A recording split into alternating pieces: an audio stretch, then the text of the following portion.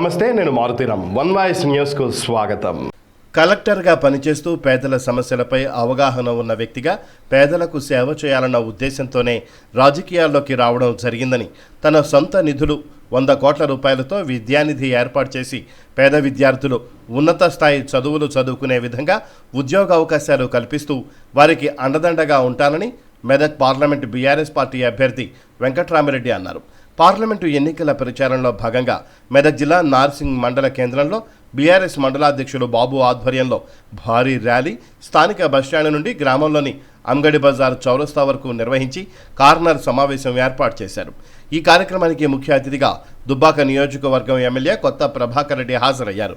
కాంగ్రెస్ పార్టీకి చెందిన పలువురు బీఆర్ఎస్ పార్టీలో చేరడంతో వారికి దుబ్బాక ఎమ్మెల్యే కొత్త ప్రభాకర్ రెడ్డి పార్టీ కండువా వేసి పార్టీలోకి ఆహ్వానించారు. అనంతరం MPP Chindam Sabitha Ravinder, ZPTC Banapuram Krishna Reddy, MLA Kotha Prabhakar Reddy, parliament నియోజకవర్గ అభ్యర్థి వెంకట్రామిరెడ్డి మాట్లాడుతూ 10 సంవత్సరాల బీఆర్ఎస్ పాలనలో ప్రతి ఒక్కరికి న్యాయం జరిగిందని, కాంగ్రెస్ ప్రభుత్వం ఏర్పాటైన 4 నెలల్లోనే కరువు వచ్చిందన్నారు. కరెంట్, నీటి కష్టాలు మొదలయ్యాయని తెలిపారు. మాయమాటలతో గద్దెనెక్కిన కాంగ్రెస్ ప్రభుత్వానికి ప్రజలు తగిన గుణపాఠం చెప్పాలని, రాబోయే పార్లమెంటు ఎన్నికలలో బీఆర్ఎస్ పార్టీ అభ్యర్థులను గెలిపిస్తే దుబ్బాక నియోజకవర్గం అభివృద్ధి సాధ్యమవుతుందని అన్నారు. ఈ కార్యక్రమంలో జెడ్పీటీసీ బాణాపురం కృష్ణారెడ్డి, ఎంపీపీ ఉపాధ్యక్షులు Sujatha Shankar, MPTC Sujatha Mallesham Goud, BRS Medak parliament అభ్యర్థి వెంకట్రామిరెడ్డి, టీఆర్ఎస్ మండలాధ్యక్షులు కుమ్మరి బాబు, విష్ణువర్ధన్ రెడ్డి, రవీందర్, యోగి, వివిధ గ్రామాల తాజా మాజీ సర్పంచులు, నాయకులు, కార్యకర్తలు తదితరులు పాల్గొన్నారు.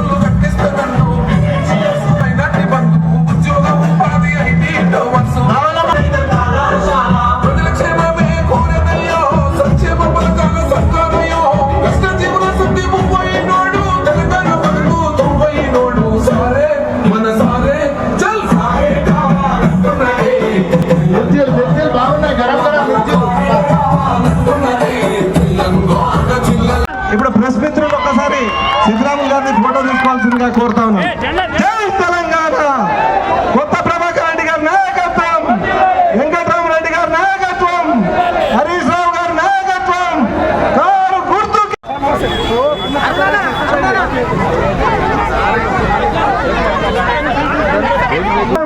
వెంకటరామరెడ్డి గారి గురించి ఆగాల్సిందిగా కోరుకుంటూ వారిని స్టేజ్ మీదకి ఒక్కసారి మన ఎమ్మెల్సీ అభ్యర్థిగా మన ముందుకు పంపి వారి ఆశీర్వచనం మీరు అందరు ఇవ్వాలనే ఉద్దేశంతో మన దగ్గరికి వెంకటరామరెడ్డి గారిని 11 సంవత్సరాలు మన ప్రాంతంలో కలెక్టర్గా పనిచేసి ఈ ప్రాంత సమస్యలన్నీ తెలిసిన వ్యక్తిగా ఆయనైతేనే మంచిగా అభివృద్ధి అవుతుందనే ఉద్దేశంతో మన గౌరవ కేసీఆర్ గారు మన వెంకటరామరెడ్డి గారు మన దగ్గరికి పంపించడం జరిగింది. కొత్త ప్రభాకర్ రెడ్డి గారి సారథ్యంలో మన దుబ్బాక నియోజకవర్గం నుంచి అత్యధిక మెజార్టీతో వెంకటరామరెడ్డి గారిని గెలిపించి కేసీఆర్ గారికి కానుకగా ఇవ్వాల్సిన అవసరం ఉన్నది. సోదరి మల్లారా ఆలోచన చేయండి. మొన్ననే 6 నెలల కింద కాంగ్రెస్ ప్రభుత్వం వచ్చింది. రైతులకు రుణాలు తీసుకొని రండి, నేను డిసెంబర్ 9 నాడు ముఖ్యమంత్రిగా ప్రమాణ స్వీకారం చేస్తా, లోన్లు తీసుకొని వాళ్ళందరూ పోయి బ్యాంకులకు ఊరుకుండ్రి 2 లక్షల రుణాలు తీసుకొని డిసెంబర్ 9 నాడు నేను ముఖ్యమంత్రి కాగానే అన్ని మాఫీ చేస్తా అని చెప్పిండు. వాళ్ళకన్నా మాఫీ అయిందా తల్లి? ఇక్కడ 2 లక్షల రుణం మాఫీ అయిందా? 2000 రూపాయల పెన్షన్ ను 4000 రూపాయలు పెన్షన్ చేస్తా అన్నాడు. మనలో కొలకన్నా అయిందా? దాటిన మహిళలకు అందరికి 2500 రూపాయలు పెన్షన్ ఇస్తా అన్నాడు. ఇచ్చిండా? నిరుద్యోగ వృత్తి ఇస్తా అన్నాడు. 4000 వచ్చినాయా మన కొలకన్నా యువకులకు? 10,000 నుంచి గౌరవ కేసీఆర్ 10,000 చేస్తే నేను 15,000 రూపాయలు ఇస్తానని ఇచ్చిండా? కూలీలకు 12,000 ఇస్తానని ఇచ్చిండా? బంధు రాలే, రైతు బీమా రాలే. మనం ఇంతకు ముందు గౌరవ కేసీఆర్ గారు ఉన్నప్పుడు రైతులు అకాల మరణం చెందితే 5 లక్షల రూపాయలు వారం వరకే మన కొత్త ప్రభాకర్ రెడ్డి గారు సంతకం పెడితే మనకు 5 లక్షల రూపాయలు తీసుకొని వచ్చి ఇచ్చినాం. మనది రాలేదు కాబట్టి రేపు మన రాష్ట్రం నుంచి మన నియోజకవర్గానికి మెదక్కు రావాల్సిన నిధులు కానీ మరి మన ప్రాజెక్టులు కానీ మరి అన్నీ కూడా తీసుకురావాలంటే ఎమ్మెల్యేగా నేను ఉంటా, మరి ఎంపీగా కూడా మన వెంకటరామరెడ్డి గారు ఉండాల్సిన అవసరం ఎంతైనా ఉన్నది. మనందరికీ తెలుసు గతంలో కేసీఆర్ ఉన్నప్పుడు మనం ఏ విధంగా ఉండే కష్టపడ్డాం, తెలంగాణ సాధించుకున్నాం. మా అవ్వలందరూ కూడా ధర్నాలు చేసి తెలంగాణ కోసం వీళ్ళందరూ కూడా కష్టపడ్డాం, జైలుకు పోయినాం, మరి రాష్ట్రాన్ని కూడా సాధించుకున్నాం. బాబు డిస్టర్బ్ అవుతుంది. మీ దయ వల్ల 2 సార్లు కేసీఆర్ ముఖ్యమంత్రి అయిండు.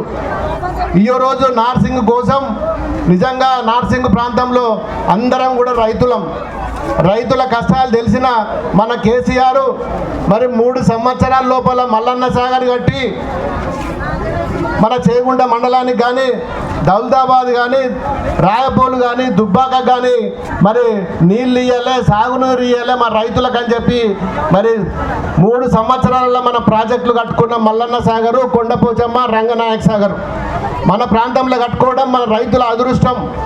ఈరోజు దాదాపు ఎండల్లో కూడా 40-50 చెర్లు నింపుకున్నాం మనం. ఇవన్నీ ఎవరి వల్ల అయిందో ఒక్కసారి ఆలోచించుకోవాలి. మళ్ళీ మొన్ననే కాంగ్రెస్ వాళ్ళు వచ్చిర్రు. కాంగ్రెస్ వాళ్ళు రాగానే మరి కరువు వచ్చింది. బాబు మైకి కుంటలల్లో నీళ్ళు ఎండిపోయినాయి, మరి కాలువలు బంద్ అయినాయి. మనం కట్టిన మల్లన్న సాగర్ కూడా నీళ్ళు వదులురా నాయన అంటే మళ్ళీ నేను కూడెల్లి వాగు మీద ధర్నా చేస్తే మరి మొన్న నీళ్ళు వదిలిండ్రు. ఇవాళ చేగుంట మండలంలో నార్సింగ్ మండలంలో దాదాపు మరి చెల్లు నింపడం జరిగింది. మరి నేను ఎందుకు చెప్తున్నానంటే మీరు అందరు కూడా ఆలోచించాలి. మన తెలంగాణ రాకముందు ఏ చెర్లు కానీ ఏ కుంటలు కానీ మరి సుక్కెళ్ళి నీళ్ళు ఉండకపోతుండే. మా అవ్వలకు తెలుసు ఇదివరకు కేసీఆర్ రాకముందు ఎంత తిప్పలు ఉండే మంచిళ్ళకు మనకు. మళ్ళీ గదే పరిస్థితి వస్తుంది ఇప్పుడు. మళ్ళీ గదే వెనుకట 10 ఏళ్ళ కింద ఎట్లున్నామో మళ్ళీ కాంగ్రెస్ వచ్చినాక కూడా మళ్ళీ గదే పరిస్థితి మనది. మీరందరూ కూడా ఆలోచించరు దయచేసి. మళ్ళీ బోర్ల కాడికి పోవాలి, బాయిల కాడికి పోవాలి, బిందెలు ఇవన్నీ కూడా మళ్ళీ పరిస్థితి వచ్చే అవకాశం ఉన్నది. వచ్చి బోర్లల్లో నీళ్ళు పోస్తలేవు, చాదబాయిలలో నీళ్ళు ఎండిపోయినాయి.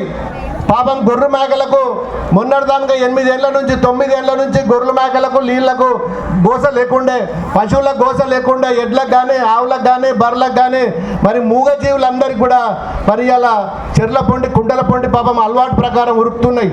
మొన్న నేను ఊరికి పోయినా ఎవరికి కూడా ఇంత బాధ లేకుండా నీళ్ళ గురించి కానీ కరెంటు గురించి కానీ మరి మూగ జీవులు ఆవులు కానీ మరి మన ఎడ్లు కానీ మన గొర్రెలు కానీ మన మేకలు కానీ సంతోషంగా మనం పెంచుకున్నాం, చేపలు కోసుకున్నాం. చేపలలో కూడా మా ముదిరా సోదరులకు మరి అన్ని చెర్లల్లో లక్షలు కూడా మరి యాక్షన్ పెట్టుకొని లక్షల రూపాయలు ఈరోజు మన ప్రభుత్వం ఉన్నప్పుడు మన కేసీఆర్ ఉన్నప్పుడు ఉచితంగా చేప పిల్లలు ఇచ్చి కూడా మరి ఎంతోమంది కుటుంబాలు కాపాడిండు. ఇవాళ ఏం జరుగుతుంది మనం ఒక్కసారి ఆలోచించాలి. మళ్ళీ 10 ఏళ్ళు వెనుక పోయినాం మనం. నార్సింగ్ మండలంకి మన దుబ్బాక శాసనసభ్యులు గౌరవ ఎలక్షన్లు ఈ నెల 13వ తేదీన సోమవారం రోజు జరుగుతాయి. 4వ నెంబర్ మనకి బీఆర్ఎస్ తరఫున మన ఎంపీ అభ్యర్థిగా బీఆర్ఎస్ తరఫున వెంకటరామరెడ్డి గారు నిలబడ్డారు. తన సొంత నిధులతో ప్రచారం చేస్తున్నప్పుడు కూడా చెప్పినాం, తన సొంత నిధులతోని అభివృద్ధి చేయడానికి ముందుకు వస్తున్నారు 100 కోట్లు పెట్టి. అలాగే పేదవారి కోసం ఫంక్షన్ హాల్ కూడా తన సొంత నిధులతోని నిర్మిస్తారు. ఇంకొకటి మనకి కాంగ్రెస్ ప్రభుత్వం వచ్చిన తర్వాత ఇంతకుముందు 10 ఏళ్ళు పరిపాలనలో ఎట్లుంది ఇప్పుడు ఎట్లుంది అనేది మన ప్రజలకే తెలుసు. మీరందరూ తెలివైన వాళ్ళు కాబట్టి ఓటు వేసేటప్పుడు ఆలోచించి ఎవరైతే పనిచేస్తారో, ఎవరైతే ప్రజల కోసం ఆలోచిస్తారో, ఎవరైతే నిస్వార్థంగా పనిచేస్తారో వాళ్ళకే ఓటేసి గెలిపించండి. మనకు 10 ఏళ్ల పాలనలో ఒక్కరోజు కూడా మనం నీటి కోసం కానీ కరెంటు కోసం కానీ దేనికోసమైనా మనము ఇబ్బంది పడలేదు. నేను ఎక్కువ మాట్లాడదలుచుకోలేదు. ఈరోజు కష్టపడి తెలంగాణ తెచ్చుకున్నాం. తెలంగాణ తెచ్చుకుంది ఎందుకు? మనము ఇప్పుడు బస్సులలో కాంగ్రెస్ ప్రభుత్వం వచ్చిన తర్వాత ఆడవాళ్ళు ముఖ్యంగా ఇది ఒక్కటి బాగా ఆలోచన చేయండి. మనం ఏం అడగలేదు, అయినా సరే మన ఆడవాళ్ళకి ఫ్రీ బస్ అని పెట్టిండు. ఎందుకు? ఒకరికొకరు ఫైటింగ్ చేసుకోవడానికి, జుట్టు పట్టుకోవడానిక? ఇంతకుముందు ఎక్కడన్నా మంచినీళ్ళు బీఆర్ఎస్ ప్రభుత్వం రాకముందు మంచినీళ్ళ దగ్గర కొట్లాడడం చూసినాం. ఇప్పుడు అది కేసీఆర్ గారు వచ్చిన తర్వాత అవన్నీ ఏం లేవు. ఇప్పుడు బస్సులో మాత్రం గౌరవ ముఖ్యమంత్రి రేవంత్ రెడ్డి గారు పెట్టింది ఎట్లుంది అని అంటే, ఇంట్లో ఉన్న వాళ్ళైనా సరే సొంత అక్క చెల్లెళ్ళైనా సరే మనం జుట్లు పట్టుకొని కొట్టుకోవాల్సిందే. ఒకరి మీద ఒకరికి అభిమానం లేదు. ముఖ్యంగా ఆడవాళ్ళంటే కేసీఆర్ గారు ఎంతో విలువిచ్చేవాళ్ళు. ఇప్పుడు ఆడవాళ్ళకు విలువ లేదు. నన్ను మీరు ఆశీర్వదించండి అని చెప్పి పేరు మిమ్మల్ని వేడుకుంటా ఉన్నా. మరి కలెక్టర్గా పనిచేసిన అనుభవంతో ఈ ప్రాంత సమస్యలు తెలిసిన వ్యక్తిగా మరి మీలో ఒక్కనే నేను ప్రభుత్వ ఉద్యోగం చేసిన మరి కలెక్టర్గా పనిచేసిన అనుభవం ఇవాళ ప్రజా సమస్యల కొరకు, ప్రాంత అభివృద్ధి కొరకు నాకు అది చేదోడు వాదోడుగా ఉంటుంది. మరి కలెక్టర్గా ఉన్న నేను మీ సమస్యల పరిష్కారానికి అందరికన్నా ముందడుగులో ఉంటాను, ముందుంటానని మీకు ప్రతిజ్ఞ చేసి చెప్తా ఉన్నా. మరి సేవా కార్యక్రమాలు చేయడం, మీ అందరిలో ఒక్కడనే ఉండడం, 11 సంవత్సరాలు ఈ జిల్లాలో పనిచేసే అదృష్టం నాకు మీరు ఇచ్చిండ్రు. మరి 11 సంవత్సరాలు మీరు నన్ను ఆదరించిండ్రు. 11 సంవత్సరాలు మీకు అధికారిగా ఉన్న నేను ఇవాళ మళ్ళీ పార్లమెంట్ అభ్యర్థిగా అయ్యా.